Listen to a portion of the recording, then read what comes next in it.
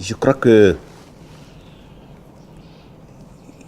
il ne faut pas qu'on exagère ou qu'on aille vers un extrémisme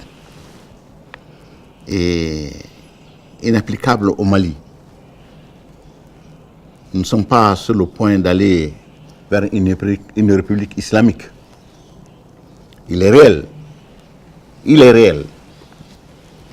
que la classe politique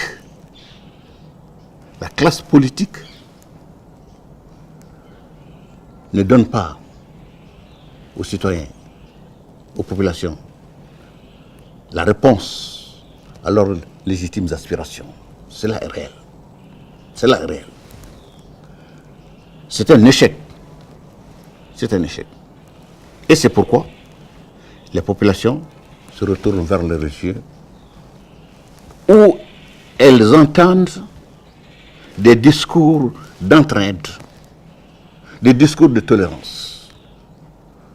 Alors, entraide, tolérance, vous savez, ça emporte l'adhésion des jeunes et même des anciens. Lorsque la classe politique faillit, alors les populations se retournent vers le religieux.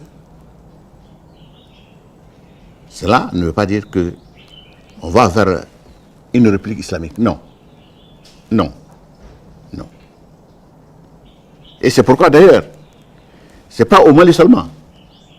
Lorsque, je connais certains pays voisins, lorsqu'ils veulent se faire élire, ils s'adressent aux religieux. Parce que les responsables politiques ne répondent plus aux critères de choix.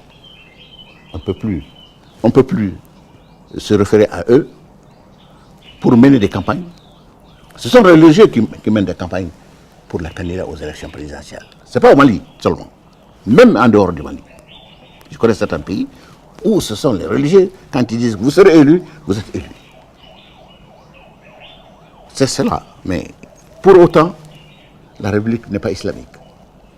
Pour autant, la République n'est pas islamique. C'est sûr que le Haut Conseil islamique a joué un grand rôle dans l'élection du président de la République. Il est vrai que d'autres religieux ont joué un grand rôle dans l'élection du président de la République.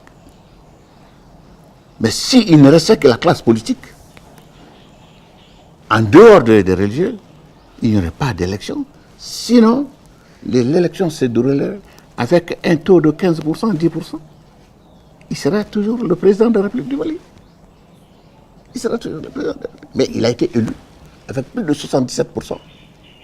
Donc, avec l'aide des religieux, des religieux, des musulmans qui ont voté pour lui, mais qui n'accepteront jamais d'être dans une république islamique.